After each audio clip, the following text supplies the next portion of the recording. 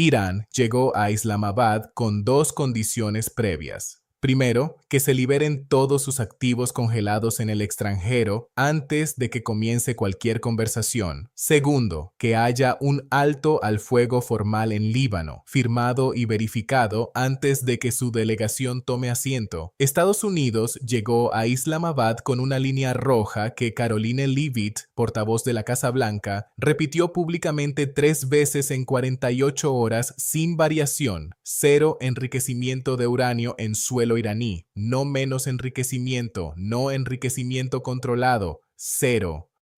Si uno observa esas posiciones de apertura en frío, sin contexto, la conclusión lógica es que estas negociaciones están condenadas antes de comenzar.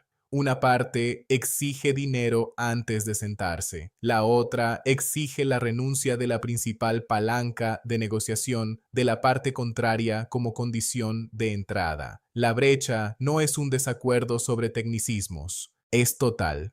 Y sin embargo, hoy vamos a explicar por qué esa brecha, leída correctamente, no es la señal del fracaso, es la señal de que las negociaciones son reales. Cuando la mayoría de las personas observa las noticias sobre estas negociaciones, lo que ve es caos, contradicciones entre delegaciones, versiones persas e inglesas del mismo documento que divergen en el punto más sensible, el derecho al enriquecimiento, como si hubieran sido escritas por equipos distintos. Vance llamando Random Yahoo al funcionario iraní que publicó una versión de la propuesta. Trump diciendo que el plan iraní es trabajable. Y luego, horas después, que la primera versión fue literalmente tirada a la basura. Eso parece disfunción. Pero vista desde la historia de la diplomacia de alto riesgo, es algo completamente diferente. Lo que describe esa disfunción superficial es el proceso mediante el cual dos partes que no confían la una en la otra comienzan a construir lentamente un espacio negociable. Y para entender por qué ese proceso funciona así, hay que entender cómo se construyeron los únicos acuerdos reales que han existido entre estas dos fuerzas. El JCPOA de 2015 fue el resultado de 20 meses de negociaciones formales que siguieron a años de contactos previos informales.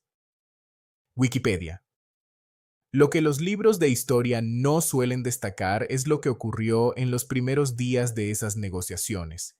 En noviembre de 2014, después del 10º ronda de conversaciones, el secretario de Estado John Kerry fue preguntado directamente si había brechas fundamentales. Su respuesta fue: obviamente hay brechas, lo hemos dicho. Wikipedia, no como señal de alarma, como reconocimiento de que eso es simplemente lo que ocurre cuando comienzan las negociaciones serias. El ministro de Asuntos Exteriores de Reino Unido dijo en ese mismo momento que era imposible cumplir el plazo de noviembre por las amplias brechas en puntos bien conocidos de fricción. Wikipedia.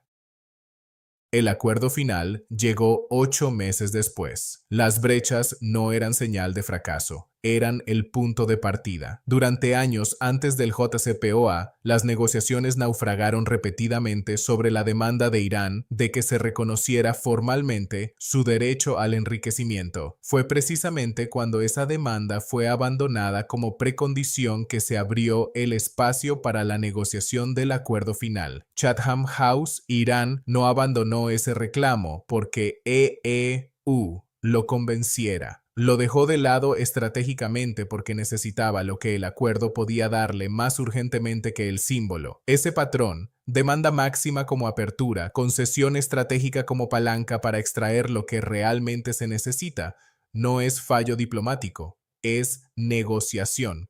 Ahora miremos las posiciones de apertura en Islamabad con esa lente. El valor total de los activos iraníes congelados en el extranjero supera los $100.000 millones según múltiples estimaciones. Esos fondos están distribuidos en bancos de Corea del Sur, Japón, China, Alemania, India y Turquía, acumulados a lo largo de décadas de sanciones. Euronews Irán tiene 68,1% de inflación anual, según el Centro Estadístico del país. El Banco Central de Irán reportó inflación del 62,2% en febrero, la más alta desde la Segunda Guerra Mundial. Euronews. Eso no es retórica política, es una economía en colapso estructural que necesita divisas con urgencia. El presidente del Parlamento iraní, Mohammad Bagher Ghalibaf, elevó la demanda de liberación de activos al estatus de condición previa, no de punto en la agenda, lo que, según el análisis de Prism News, representa la primera vez que se formula explícitamente como una puerta de entrada en lugar de un ítem de negociación.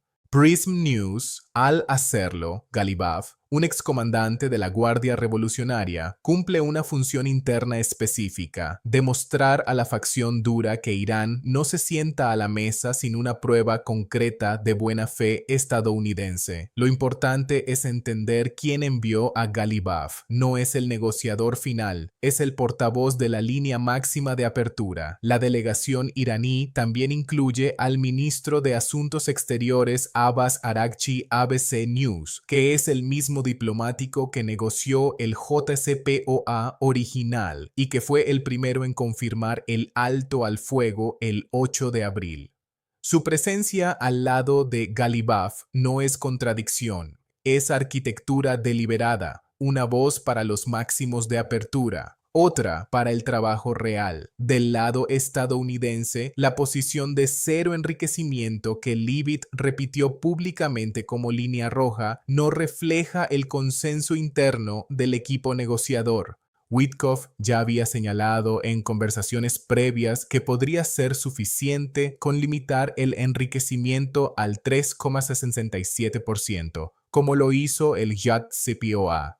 Witkoff también dijo que los iraníes creen tener el derecho inalienable de enriquecer y que habían dejado claro que no renunciarían diplomáticamente a lo que no pudimos ganar militarmente. J. Street eso es la posición de apertura, no el resultado. CNN informó que el Omani Foreign Minister Badr al-Busaidi, mediador en las conversaciones previas a la guerra, declaró públicamente el día antes de los ataques estadounidenses que Irán ya había acordado cero acumulación, cero almacenamiento y verificación completa de su programa nuclear. Eso es también un logro igualmente importante, dijo. CNN, la guerra comenzó de todos modos. Eso significa que el acuerdo que era posible antes de la guerra es más difícil ahora, no menos difícil, porque Irán ha adquirido nuevas palancas, pero sigue siendo posible precisamente porque ambas partes necesitan algo que la otra puede dar. Según The Levant Files, la brecha nuclear tiene 4 dimensiones concretas en la mesa de Islamabad: el programa nuclear, donde Irán exige el reconocimiento de su derecho al enriquecimiento,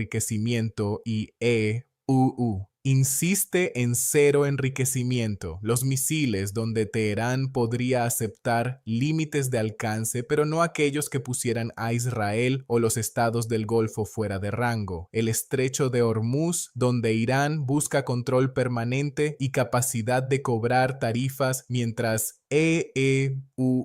exige paso libre, y las sanciones, donde Irán quiere levantamiento completo con compensación de guerra, y ofrece alivio condicional sin compensación. De Levant Files, de esas 4, la dimensión nuclear es la más visible, pero no necesariamente la más compleja. La más difícil, en términos de geometría negociadora, es el estrecho, porque el enriquecimiento nuclear es, en última instancia, un problema técnico con soluciones técnicas verificables. Los inspectores de la AIEA pueden contar centrifugadoras, pueden medir stocks de uranio enriquecido. Existe un lenguaje internacional compartido para esas verificaciones construido durante décadas. El control del estrecho de Hormuz no tiene ese lenguaje. Irán ha construido durante las últimas 6 semanas una infraestructura operativa de cobro y permiso que ya está funcionando como política estatal formalizada. No es una amenaza, es una realidad en marcha. Y ningún acuerdo de 2 semanas ni de 2 meses puede desmontar esa infraestructura si no viene acompañado de algo que Irán valore más que el apalancamiento que esa infraestructura le da.